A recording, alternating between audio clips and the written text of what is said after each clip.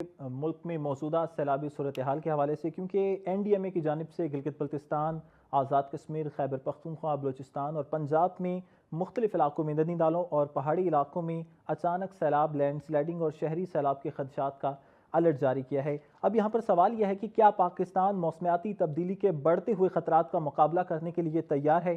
क्या हमें हर साल नुकसानात के बाद बहाली पर तवज्जो देनी चाहिए या इसका कोई मुस्तकिल बुनियादों पर भी हल निकालना चाहिए? तो काशिफ सालिक साहब हमारे साथ मौजूद हैं, माहिर माहौलियात हैं। बहुत शुक्रिया काशिफ साहब। क्या कहेंगे आप, पाकिस्तान में क्लाइमेट चेंज की सबसे बड़ी वजह क्या है आपकी नज़र में? जी बहुत शुक्रिया। क्लाइमेट चेंज बेसिकली एक ग्लोबल फिनोमिना है।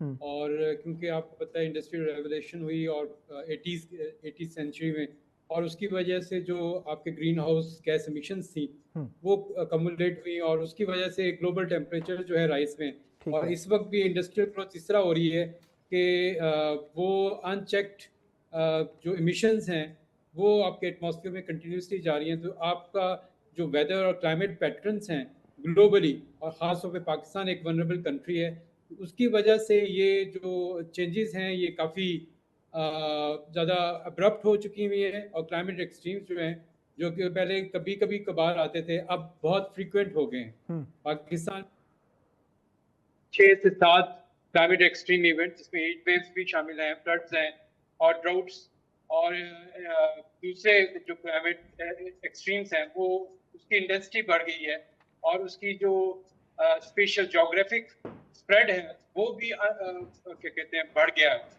उसकी वजह से आपकी जो प्रिपेयर्डनेस है वो कम है। ठीक है काशिफ साहब, बताइएगा कि क्या अब पाकिस्तान ऐसे मौसमियाती माहौल में दाखिल हो चुका है कि हर आने वाला मानसून पाकिस्तान के लिए नुकसानदा होता है? क्योंकि हम देखते हैं कि हर साल इसी मानसून में कभी सैलाब आ रहा है, कभी लैंड स्लाइडिंग हो रही है, कभी अर्बन फ्लश फ्लडिंग हो रही है। तो इसको कंट्रोल करने के लिए हुकूमत की जानिब से कौन से ऐसे इकदाम किए गए हैं जो आपकी नज़र में हैं ऐसे सही किए हुए?